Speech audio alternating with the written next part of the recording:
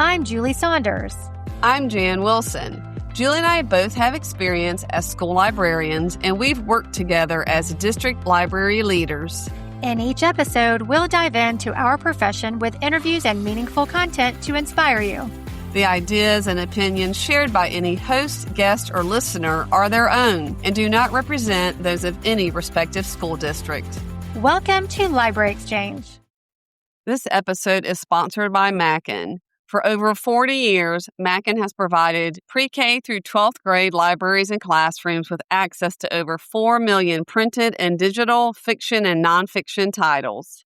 The 26-time multi-award-winning digital content management system, Mackin Via, along with divisions Mackin Library, Mackin Classroom, Mackin Maker, Mackin Learning, and the brand new whole school resource management system, Mackin Vision, help to create a truly unique and robust educational resource company that schools and educators have relied on year after year.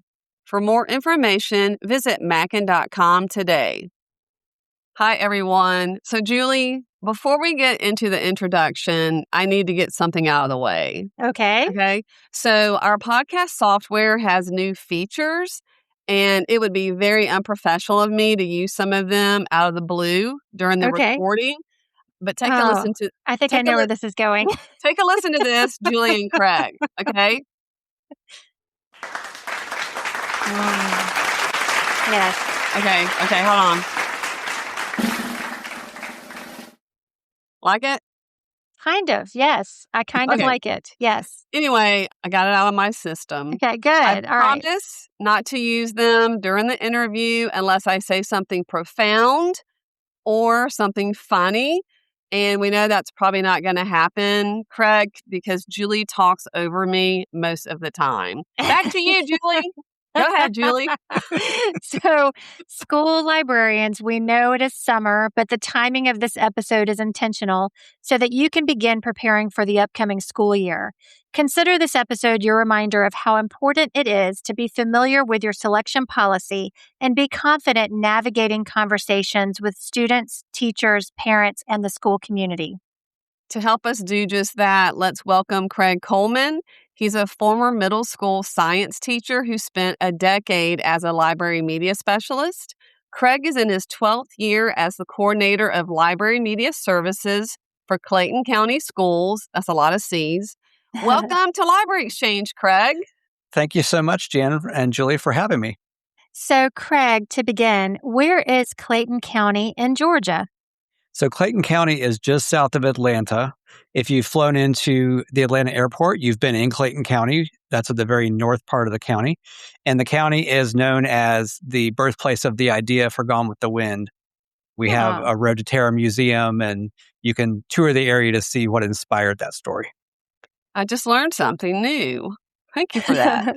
Sure. So, okay, we're ready to dive in. So, Craig, what key things should every librarian understand about selecting books for their library? And then to follow up, why is it important for librarians to be familiar with their district's selection policy and the procedure for concerns and reconsiderations? So keep in mind that we have policies in place to guide our work, but also to provide actions that we can take to keep the cycle going. We are trained as librarians to go through the selection cycle to develop our collection. So we start with selecting the books and buying the books. Eventually, we're circulating them, checking them out, checking them in. Eventually, we're going to weed the books, discard the books that are no longer adding value to our collection, and then we start the cycle over again.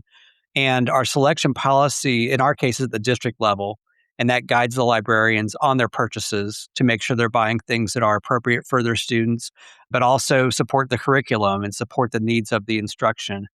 And we also have a reconsideration policy, which is at the district level, and it guides what happens at the school level, how it gets to the district level if it needs to, and so on. And those policies are required by our state. So we basically have taken the state's policy and adapted it for what we need at our local level. So in each district, the policy may vary, but the overall intent is to have a selection policy and a reconsideration policy in case they need to be used. And it's not necessarily just libraries. We also have policies for our textbooks as well and our other instructional resources. And that's separate from my work. but it parallels it in terms of the way our reconsiderations work. Wow, great description. I think that's very thorough. Thank you. Sure. So let's start with the beginning of the school year. How can librarians be proactive about policies and procedures related to their library collection? So it depends to me on whether you're new to your district or your school, or if you've been there for a while. If you're brand new to a school, I would recommend looking at their selection policy and the reconsideration policy, along with looking at your collection once you've done that, because you're inheriting a collection from a previous librarian or more than a few librarians, and you need to be aware of what's inside that collection. So think about the grade bands that you're serving, think about the school community that you're serving, and kind of have an eye for those things about what is in the collection, what is adding value to the collection, and what may not be adding value to the collection. And don't go in, the first day tearing books off the shelf. You don't want to be known as that person, but definitely have an eye for what you would select for your library if you were starting from scratch. If you're an experienced librarian and you're not familiar with the selection policy and reconsideration policy, then obviously look into those and make sure you understand them. The reconsideration policy in our case is very lengthy, and it starts at the school level, but then advances to the district level if there's a disagreement and so on. It's really critical to look at that beginning part because that's your role as the school librarian. Is if someone comes to you with a challenge, what is the first step? Or if they call the front office with a challenge, what is the first step? So I'd just like to add that, probably reiterating too, that when you're reviewing all of these policies for your own knowledge, that it's also important to communicate with your staff annually on what the procedures are, especially if you're the contact person for the instructional materials policy, because often the librarians handle that as well. So communication is also, I think, an important addition to being well versed yourself. Sometimes, staff members, besides parents or administrators, they just want to understand the process behind how a librarian selects books for the library. So, what do you think are the important points that librarians should be able to clearly articulate when they're asked that question? In my case, what I did was I leaned heavily on my school level media committee.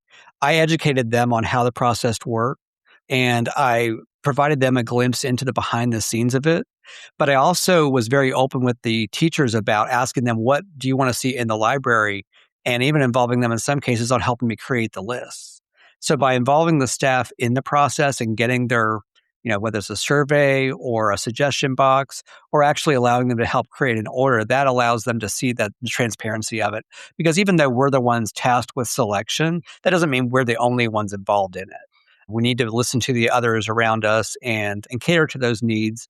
And we are the guiding force behind what they are selecting. So if they're doing a sensitive topic in social studies and they select some books maybe that are not appropriate for the age, then we can steer them towards another resource that may be more appropriate for the age.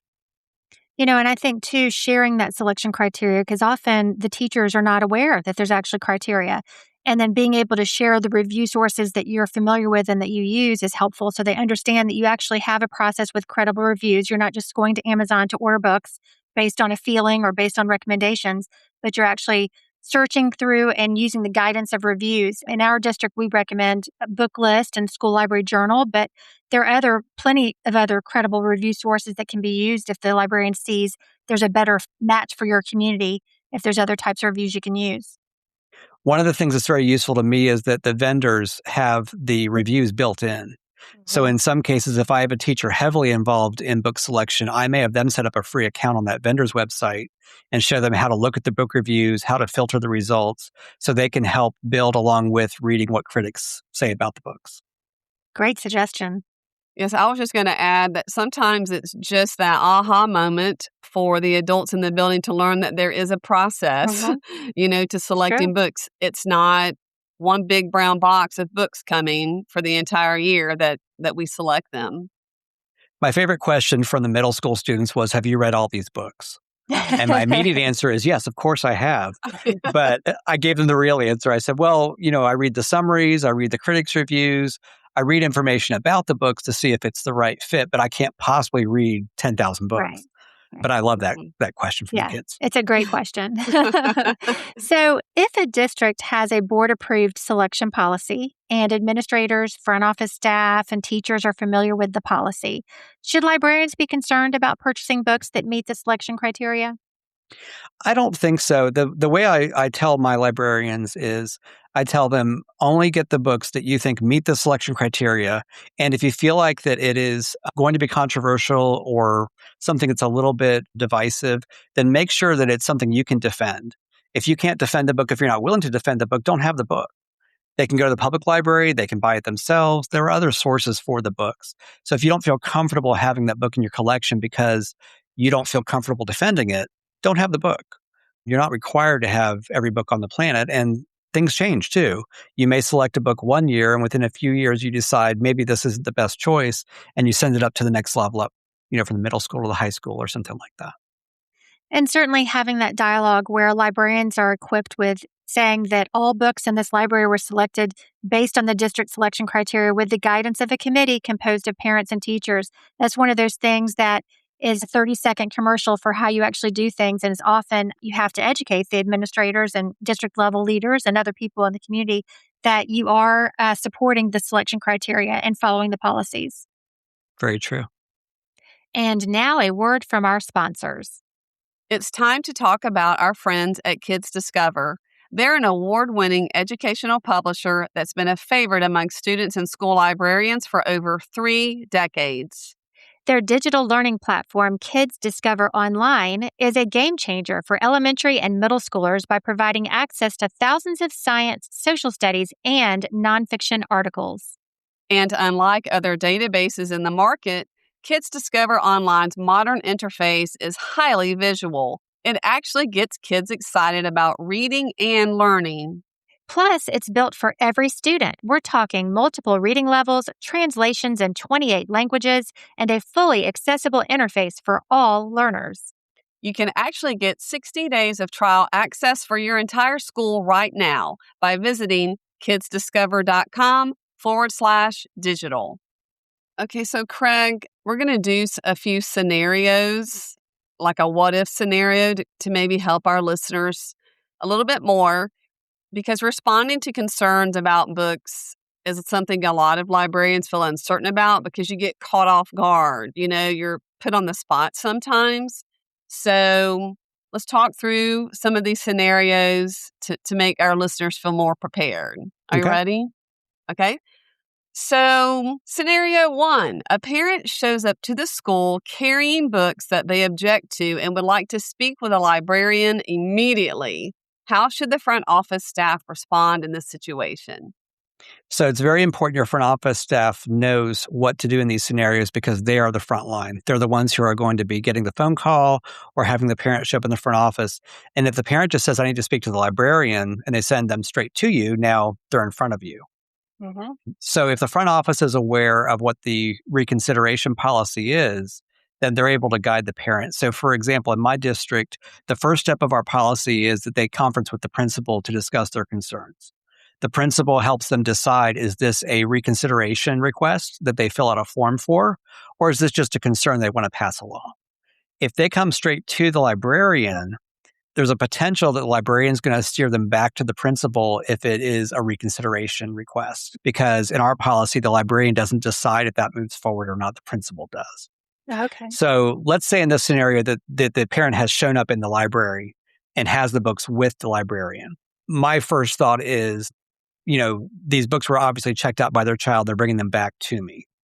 It's difficult to say how deep you want to explore what the issue is. In many cases in my district, the parent will simply say, I just don't want my child reading these books. Mm-hmm. Or they'll say, I don't want my child reading scary books because they're having nightmares. Those sort of things we can address by having a notice pop up in our circulation system to say what their parents are asking for. If it's a challenge to, I don't think this should be in your library, that's where in our policy you steer them to the principal for a conference, and the principal meets with them one-on-one to determine the path forward from there. Great. And, I think it's also very important to avoid any conversations that happen when people are emotional. So training your front office staff to say, thank you for letting us know. Someone from the school will get back to you, and let that parent know that they've dropped off the concern and that they've passed it on, and now they can wait for a response. I think most of the time, reasonable parents just want to be heard. And usually after an administrator listens to their concerns, in our history, the parents generally do not want to take any action. They just want someone at the school to hear them. And, you have to remember that parents have a right to have an opinion about materials their children are exposed to. They all have that right. And I think the secret is meeting them in a place where they feel that the needs of their child are being met.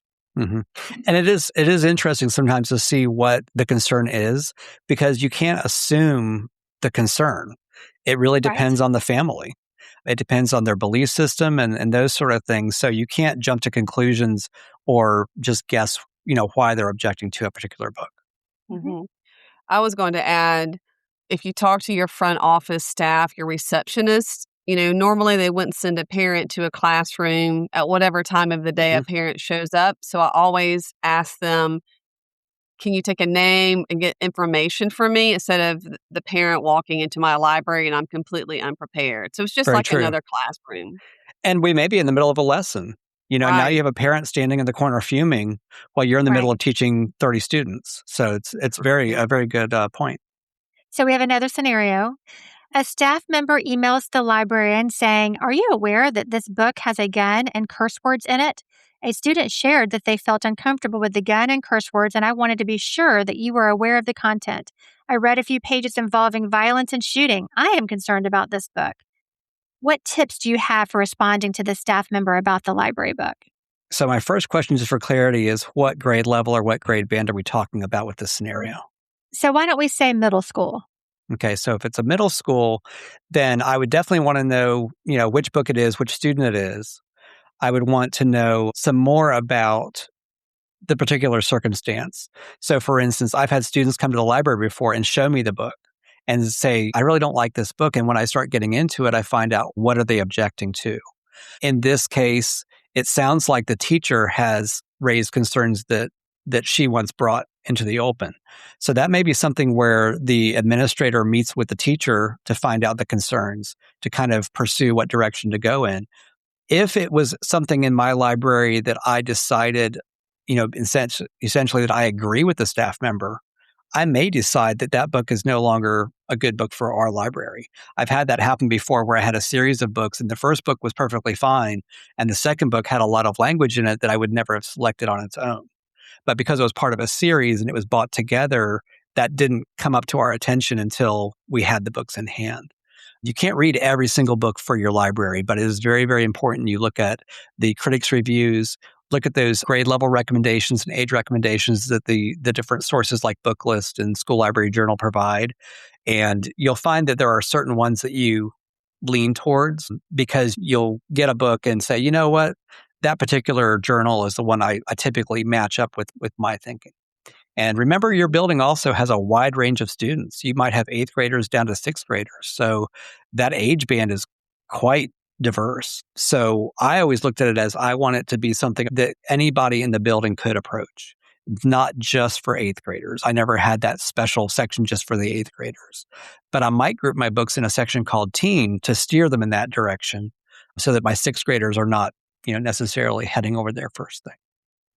So I know one thing that we would give advice if this happened in district that we've worked in is to make sure that the teacher again remembers that there is district selection criteria and it was most likely selected based on that guidance of the committee comprised of parents and teachers. I always start with that.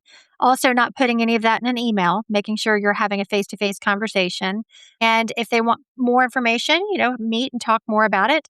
But I think the ultimate thing is if the teacher continues to push and it's something you do believe meets the selection criteria and it's not something that needs to be reconsidered, explaining in our district, you must be a parent of the child who has current access to the information. So even though you appreciate their concerns that they have brought to you, then no formal appeal would be available in our district.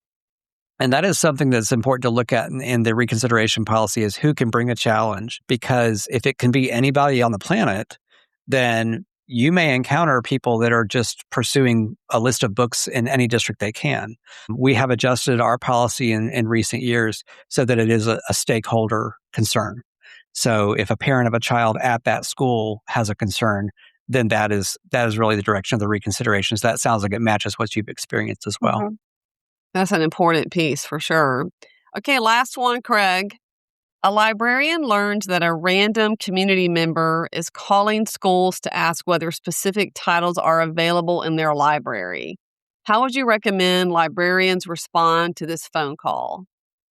So my first thought is our catalogs are public. I mean, you can go in our catalog and look up any book you want to. However, if they have a concern about a book in the library, it's a matter of, are you a parent of a student at the school where the material is found? Mhm. And if they're not, then the reconsideration process really doesn't come into play. They're welcome to voice their concerns publicly, but in terms of our procedure, there's not really an avenue for them to directly pursue those reconsiderations. Exactly. That's our approach as well. And we've trained the librarians that when somebody does call, the first question is, are you a parent of a child Mhm. who has access to this material at our school? And if the answer is no, then I'm afraid I'm unable to answer your questions at this time. Our catalogs and the last two catalogs with Assess It and Mac and Vision, they are not publicly Mm. accessible. So a parent, if they could express concerns or wanted to see more about the catalog, they would have to make the appointment with the librarian to do that and be on our network. Craig, thank you so much for being with us today. This can sometimes feel like a daunting topic for school librarians, and your insightful has been very helpful. Yes, we appreciate your time, and we hope this gives our listeners peace of mind as they head into the new school year. Thank you. Absolutely. We exchanged ideas. Now it is time for the recap. Craig offered a lot of great advice on how to navigate book selection and handle concerns from parents and staff members. Mhm. Our listeners are all coming from different perspectives and from different parts of the U.S., so not all of the advice that we can provide will be sufficient for everyone's situation. The bottom line is that you do the best you can to follow the selection criteria and procedures that are required while still providing high quality book selections and striving to have as much student representation as possible. Yeah, so listeners, Craig was selected for this episode on purpose because, along with Julie, they've been there, they've done that. And neither one of you get fired up or alarmed. And that's why I don't know if you notice I try to be quiet in the episode, but questions and concerns about library books are just part of the profession. And it's an area we have to be prepared for, not be afraid of. And even though procedures may vary, guess what? Communication is key. Mhm. I also really liked Craig's description of the library collection's life cycle. That's what I'm going to call it, selection, purchasing, circulation, etc. And look, Julie, the water cycle is great. And bless the frogs that go from egg to tadpole to froglet. But they've had enough time. I think librarians could do PD about the life cycle of the stacks, like start with science teachers. Okay, corny joke, you guys. All right. Because, Julie, I remember one time a leader asked you, why do libraries need funds to order books every year? Mhm. And that was a valid question from him because they just don't know. Yeah, absolutely. I've gotten that question quite a bit actually over the Mm-hmm. years. Having a library media committee that's composed of people with many different points of view is incredibly important. And even though you have a library media committee who provides you with guidance, you are ultimately the selector of the materials. I prefer not to use the word approved because what does that even mean? Is it a percentage, majority? Can something be semi approved? That is why I prefer that the committee is there to provide guidance for you to select. Also, adding wording to your policy to be eligible for an appeal, the person appealing must be the parent of a child with current access to the information. This preserves the time and energy of educators for the stuff that matters. Our goal is to meet the needs of the child of a parent with real concerns, not to be bogged down with frivolous appeals. Along those same lines, I thought about how we need to remember that a concern about a book is professional, it's not personal. Mm-hmm. And this is not a battle you need to feel like, oh, I must win, because parents are the boss of what their children read. And experience always gives us wisdom, right? And experience can also give us in the moment words to help us respond without having to think too hard. So I just want to say this. Find your words so when any concern is raised, you are able to say this in whatever way you can. My book purchases follow the district selection policy, and I work with a committee that includes parents and teachers using that criteria. I also wanted to mention how he talked about involving teachers with selection.